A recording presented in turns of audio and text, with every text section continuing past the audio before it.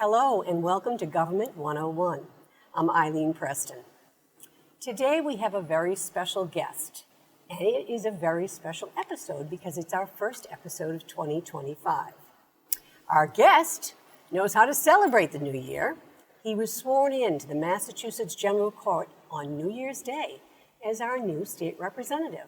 Thomas Moakley, welcome to the program. Thank you very much, Eileen. As you know, I'm a frequent of the Falmouth Theatre Guild stage with a live audience, so having a TV studio is a little bit of a new experience for me. All right. Yeah, thanks for having me. We'll see what you can do, right? We'll get a little canned laughter every once in a while. Well, welcome, and thank you very much for giving us the time here today.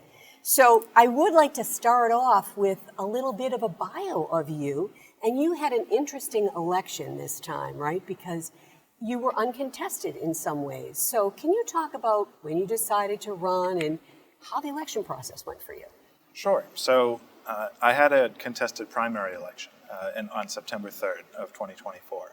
So I spent the vast majority of the spring and summer of 2024 fundraising and primarily knocking on doors across Falmouth, Martha's Vineyard, Nantucket. And I think we nearly knocked on about 7,000 doors across our primary electorate there. And so that gave a real opportunity for me to introduce myself directly to voters. Right. But you're right, after the primary in September, I didn't have an opponent on the November ballot. So that gave me a real opportunity to meet with a lot of the constituent groups that I am now representing, who may not have been as involved in the political process of things, whether because they're a nonprofit and they wouldn't want to get involved in something like that, or maybe they're just not as tuned into the political process. So between September and when I got sworn in January 1st, I basically was just saying yes to every possible invitation that I possibly could in Falmouth and on the islands to meet with different government officials, nonprofit groups, and individuals who feel passionately about anything related to state government, so I could learn as much as I can about our district and how to be as effective as I can be coming in. And you've got a lot to cover because you're Dukes County, Martha's Vineyard, Nantucket, and Barnstable. So you have a lot of areas to cover, right? So That's right. How are you doing that? Are you 2 days at the court and 3 days at different districts, or how are you working that? So that's still something that is a little bit different week to week, because a lot of it depends on what's going on at the State House. Right. I'm trying to get to the State House at least a couple days a week, even when there isn't a formal session where we're taking votes. And because there's a real value to that, getting to know my colleagues, getting to know the staff that works in the building, getting to know some of the people who work in the executive agencies under the governor's office, because I think there's a real value in having those personal relationships, especially as you're going through some of the constituent casework that I spend a lot of my time on, because that way it's not just a nameless email that's being exchanged back and forth, because the people who work at, say, for example, the Department of Unemployment Assistance, right. Those people do an important public service, and it's great to be able to connect with them individually, so then they know who I am and who the people who work in my office are, and we're able to build that relationship going forward. So important, right? Just it's all about that transaction. Yeah, right. That's excellent. But usually I, spend a fair amount of time on the islands and in Falmouth as well. Yeah, you're a busy guy. And right now you're at FTG as well, right? So you've done that you're a hometown guy, we should say, right? You grew up here, you went to Falmouth High, Eagle Scout, and then how many plays have you been in with FTG? That's a good question. Since I moved home after law school, I've been in 3. I'm currently in Picasso at the La Panagio, which I know you and Michael Kasparian did a great program on a couple weeks ago. Yeah. And before that, I was the butler in Clue. You were amazing. Thank you very much. Well did my best Tim Curry impression playing the butler there last year. It was the same director as Picasso, Jacob White, who does an incredible job. And then before that, Davian Gould directed Something Rotten. And it was a factor of I was working at the Cape and Islands DA's office as a prosecutor, and the court day ends officially at 4:30, and it was getting to the point where it was wintertime, and you're walking out the door, whether it was 4:30 or 6 or whatever, when you're done for the day. Sure. And it's pitch darkness. So the options are, well, I could just sort of go home, read a book, watch a TV show, go to bed and start it all over again, or I could get involved in something like the Family Theater Guild. I think that's a wonderful idea. Put something together in a positive atmosphere with some wonderful people. Yeah, and good for your mental health, right? You get to Right. laugh a bit. Because let's talk about your ADA experience. How long did you do that, and what kinds of cases did you do? I think you were in Martha's Vineyard, is that right? So the Cape and Islands DA's office spans Barnstable, Dukes, and Nantucket counties. And so I joined right out of law school, and pretty much everybody who starts with the office starts in the Barnstable District Court, which is the busiest of the district courts in the entire region. And it's also right next to where the main office of the DA's is too. So it's a place where new prosecutors are able to learn the ropes and be among their peers in order to have that hands-on learning process. But it wasn't long until I started covering the Falmouth District Court, because at the time I was the only one in the office who lived in Falmouth. And then after that, the DA gave me the assignment of covering Martha's Vineyard, being the only prosecutor on the island in a court that has almost 1,000 cases a year, both in the juvenile court, the district court, and I also had the opportunity to present some cases to the Dukes County Grand Jury too for indictment. Okay, how'd you do? All of my indictments went through. Okay. So I didn't present anything that didn't have strong evidence. That's a great record. Yeah, new ADA, right? That's wonderful. So did you have specialties, and was there a special case that you loved or things you think about that you learned from that might sort of inform how you're a state rep? So being the Martha's Vineyard assignment was incredible. I think it's the best assignment in the DA's office because of how unique it is. It's a very collaborative atmosphere where you're dealing with, on Martha's Vineyard, there's 6 different towns. And so there's 6 different police departments that go along with that. And in fact, you're actually dealing with 7 police departments because there's also a state police barracks on the island as well. And in addition to that, there's the court staff and the defense attorneys, some of the other organizations like Martha's Vineyard Community Services and Independence House that helps with offering services to victims of crime. And so there's a big network of individuals that are involved in the criminal justice process. And being the sole prosecutor on the island, you're sort of responsible for making sure that everybody feels like they're a part of the process, everybody is informed, has the same information that you are, that you do. And so that's all in the context of making sure that every case goes through with fairness, with efficiency, and with transparency. So that's something that was important to me in each and every case that came up. Yeah. And that's something that's important to me as each and every bit of legislation that comes up in the State House as well. So those skills of being efficient, but also being fair, as well as just being in constant communication with all of the stakeholders. Both of those skills hopefully will serve me very well. Yeah, and in the new balancing job, all those too. priorities, right? So when did you decide to run? Did you know when you were an Eagle Scout, or when did you decide that? So I'm very lucky that I grew up in a family where public service really was encouraged as an aspiration. Yeah.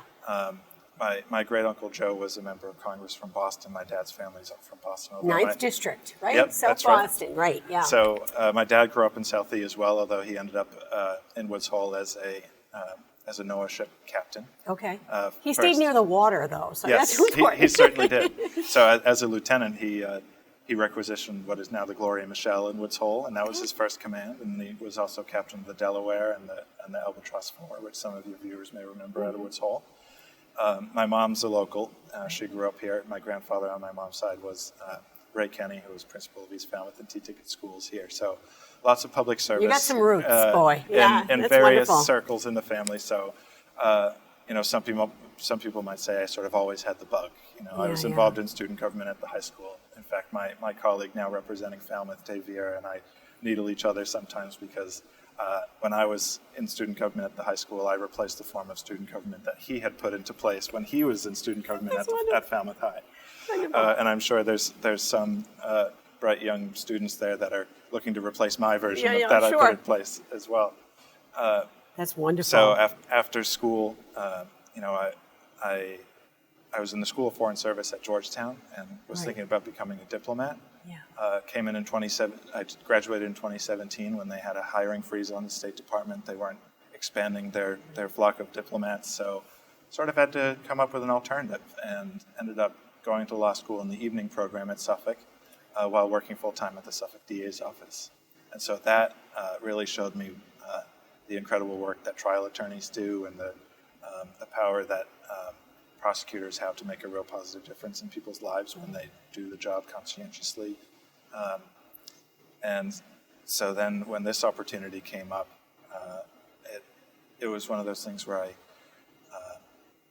I saw an opportunity to get more involved and to be able to stay in the hometown that I've always loved. Yeah, felt the call. Felt this is it. This Absolutely. is the time. And I knew, and if I didn't do it, then I probably would have regretted it. So I threw my hat in and ran as hard as I could. And I feel very grateful to the voters to have put their trust in me. So I'm really interested in how someone revs up to be a state rep. There's so much, it must be like a fire hydrant of things. How do you rev up? Does Dylan Fernandez, who you sort of replaced because now he's our state senator, do you call him? How do you navigate it? And how much of a staff do you have?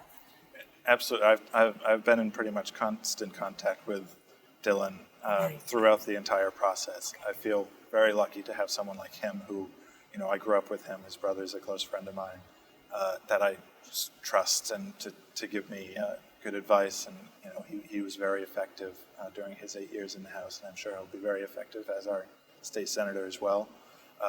My colleague representing Falmouth, Dave Vieira, has also been a great source of information as well. We have a very positive bipartisan relationship. So our Falmouth delegation is very strong. Our Cape and Islands delegation is very strong. Because even though I represent Falmouth alongside Senator Fernandez, I represent Martha's Vineyard, Nantucket, and Gosnold alongside Senator Sear, Julian Sear, and he has an incredible staff of very talented individuals too. So on the local level, the support mechanisms are there. And then, like I said, it's been about building relationships on the up in Boston too, in order to learn the ropes and start to figure out who the right people to talk to about various issues are. I've been in only for about 3 weeks now. Right. And it certainly feels a little bit like drinking from a fire hose as far as the information coming at me. So I'm trying to be responsible and just saying, look, I don't need to understand everything thoroughly right at the beginning. So my primary goals are to make sure that I know people that I trust, that I know are informed to go to when I have questions about certain issues. Yeah, wise. So committee assignments, do you have any yet? And if you don't, what would you like to be on? How does it work? So we don't have committee assignments yet. I expect that those will come out at some point in February. So we should be hearing about it fairly soon. But we did have the opportunity to put some requests in for committee assignments. And so my requests included the Judiciary Committee. So that's something that is not only based on my background as a former assistant district attorney, but also just to give the region some representation on that committee. Nobody from the Cape and Islands delegation in either the House or the Senate is on that, or it wasn't in the last session, so it would be great to have some representation there. From my professional experience, I feel pretty passionately that the Cape and Islands deserves a little bit more resources, both in the criminal and civil context, for people to get equal access to justice, because the courts, whether it's the district court, the family and probate court, housing, land court, they're all serving not just our year-round population, but also the seasonal influx as well. So the public servants who work in those areas are spread pretty thin, trying to accommodate those populations.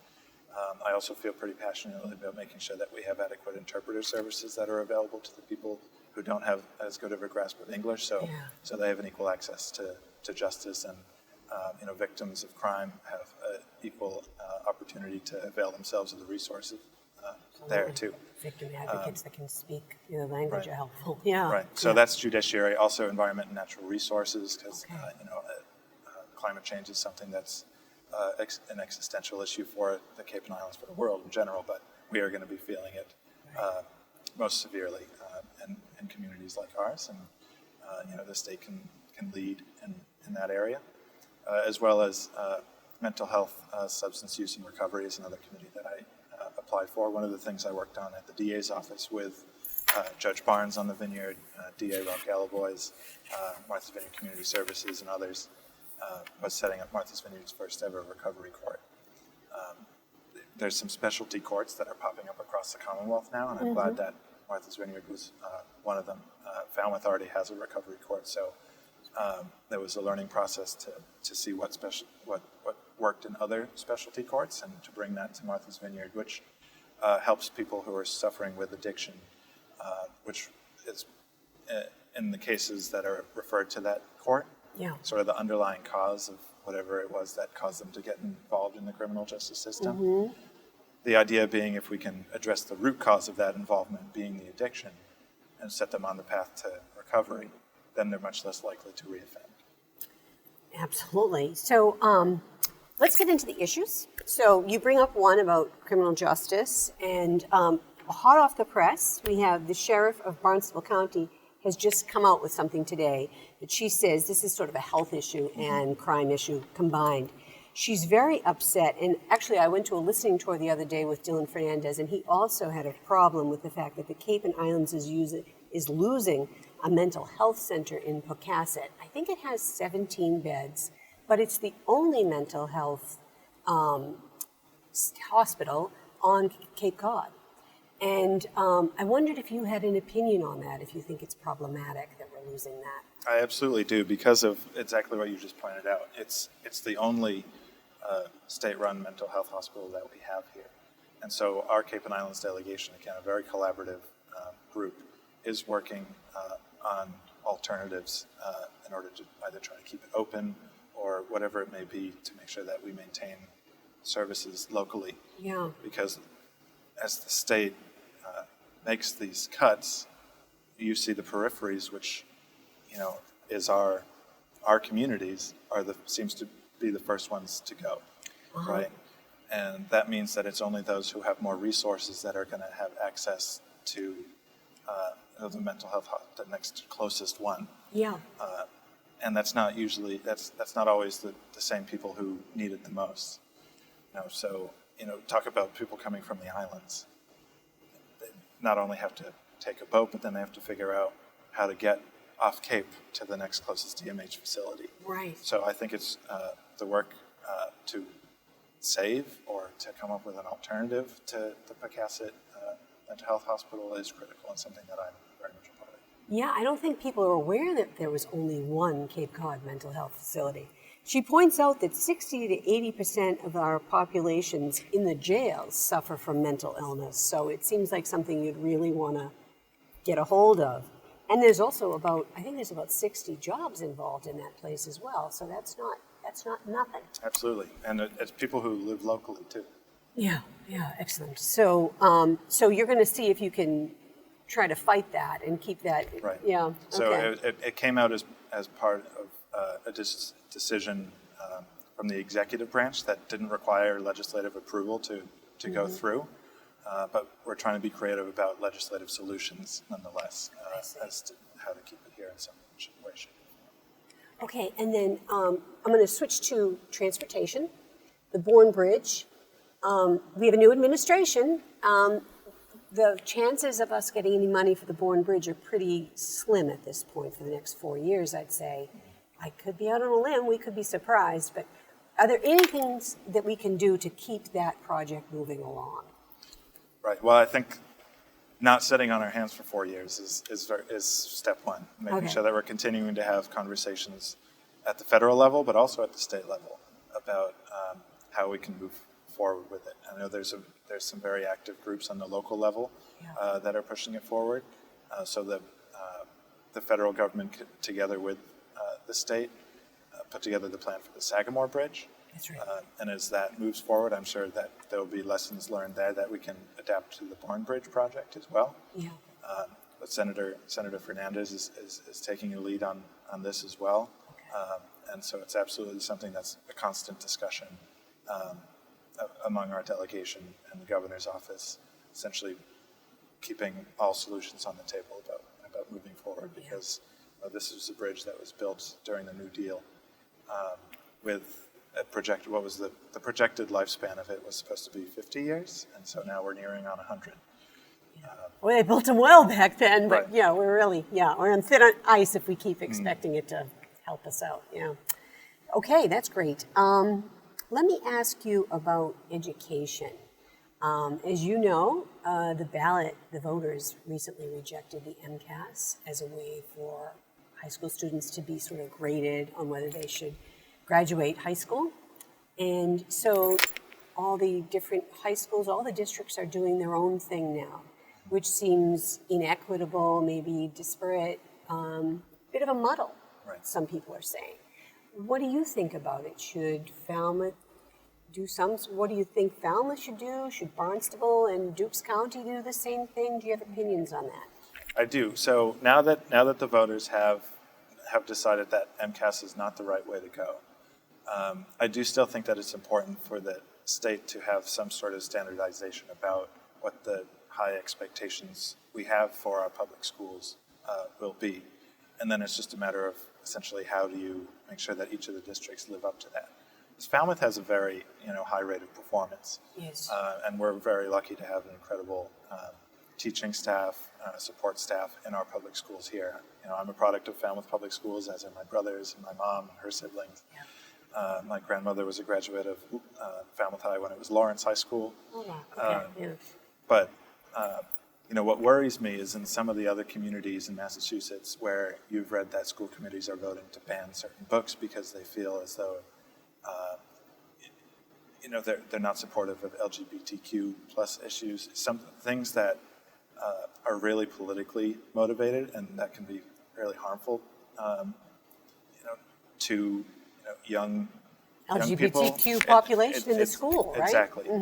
So what really worries me is if you have school committees like that elsewhere in the state that have as much authority to craft curriculum without any state guidance whatsoever, then it's going to be exactly like you said, very inequitable based on whatever town you happen to go to the public schools in. You have different results, which is going to impact your chances of higher education if you're interested in going in that route, your career, and the rest of your life, because education really is what sets you up for the rest of your life.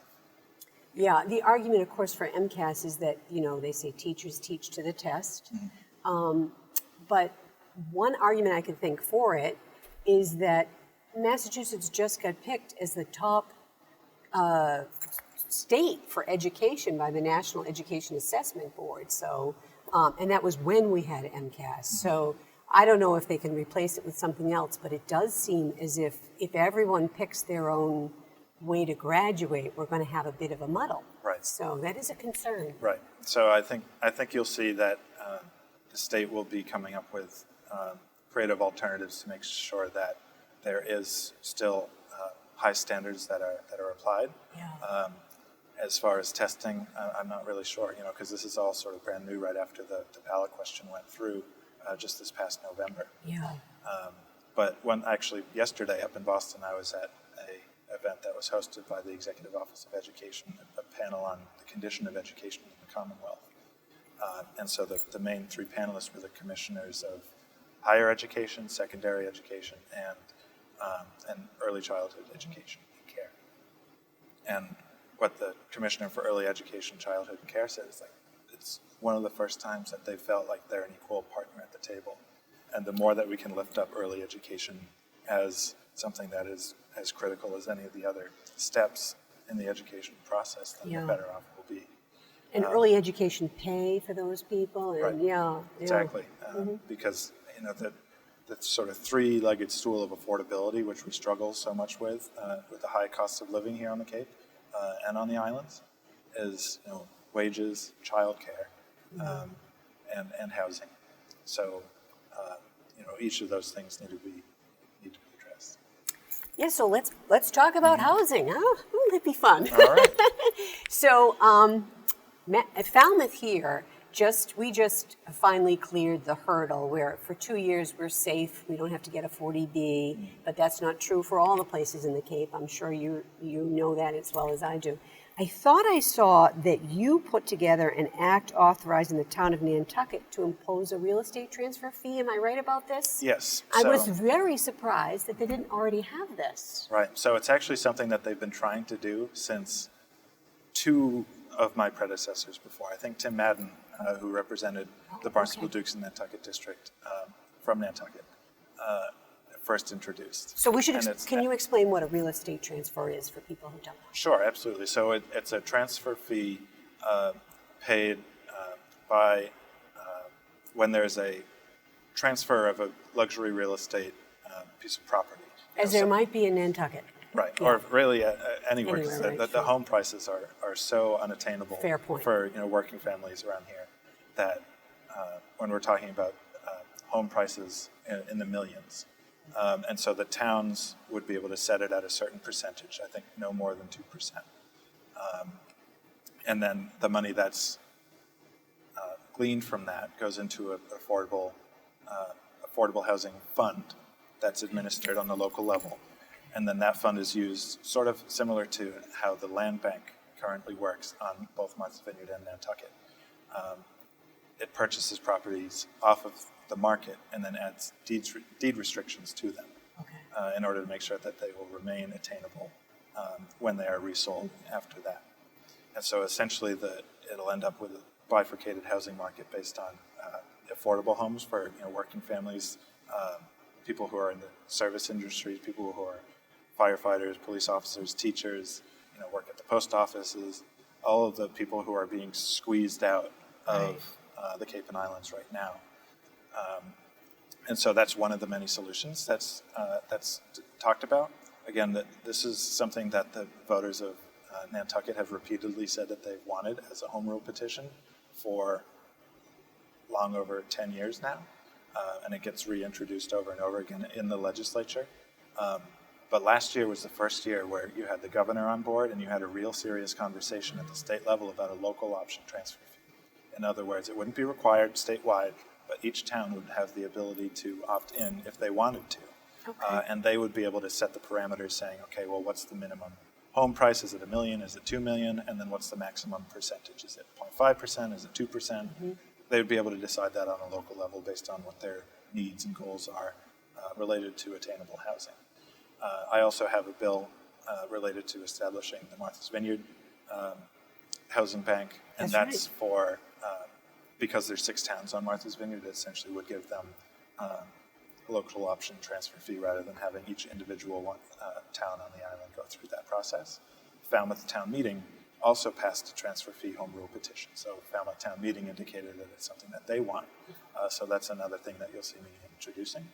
Another bill I have related to affordable housing is a first-time home buyer savings account, which essentially you'd be able to save a little bit of what would otherwise be paid in state income tax into a savings account, which then one day you'd be able to use as a down payment, towards your down payment on a new home if you are a first-time home buyer. Lovely. And it looks like you've introduced, can I say, acts, 20 acts almost, and you've been here a little less than 20 maybe for 31 days. I think we're actually at 22. The full list. Oh my goodness, not to brag, but right. Wow, that's almost a bill a day, an act a day. We have been very, very busy because I don't want to squander the time that I'm there. And clearly, I feel pretty passionate that you get into this sort of business for a reason, and you want to be able to make a difference. And I can't claim credit for all of these as being my ideas. A lot of them have been very good ideas that have been introduced in past sessions. And I said, I really like that idea. I want to take up that mantle. And so I'm excited to partner with a number of other legislators, including the senators that I mentioned, Fernandez and Sear, on those things, but also some people in other parts of the state too. Representative Simon Cataldo out of Lexington, or Concord, actually. He would be mad if I said Lexington. Apparently there's a rivalry between theirs about where the Revolutionary War truly started. All right. Representative Mindy Dome out of Amherst. So the bills are not only an opportunity to have great conversations about policy and the right way forward for the Commonwealth, but it's also a great opportunity for a freshman representative to build a relationship with a more senior person when you partner together on legislation like this. Super helpful. Yeah, I can imagine. So I want to ask you about energy issues and climate. What are you thinking about that? What are your thoughts about the wind farms out there? And do you have opinions on that? Well, so you probably saw some pretty big news last summer about the wind farms that were being put together by Vineyard Wind last year, where one of the blades landed in Nantucket, basically fell ashore. Exactly, Yeah. it fell to pieces, and then the tides took them on to Nantucket, to the Vineyard. We had some on the Cape, all the way as far south as I think Rhode Island, maybe even like some Long Island beaches. It got a little bit of it on How there. many blades fell off? Do we know? It's just one blade blade of spread one everywhere. windmill, but they're 90 something feet long. I don't know the exact bits, but they've done an investigation which showed that there was a manufacturing defect by GE Vernova up at the plant in Canada. Okay. So those have all been recalled, and both the federal and the state oversight boards have essentially mandated that they all be replaced. Anything that was made by that manufacturing plant is going to be gone. And that's just for Vineyard Wind, which is the one that is currently being put up there. So when that news came out, it was extremely disappointing to those of us who recognize that renewable energy is the only viable path forward, just based on irrefutable science that's out there about climate change and the impact of fossil fuel on the world at large. It's a tragedy of the common situation where we all have to make the right moral decision on what we're going to do at the local level in order to have a positive impact on the global response to it. And so the degree to which the federal government has now taken a stance very much against any further wind development is across the country is disappointing. But as far as the local projects go, as important as that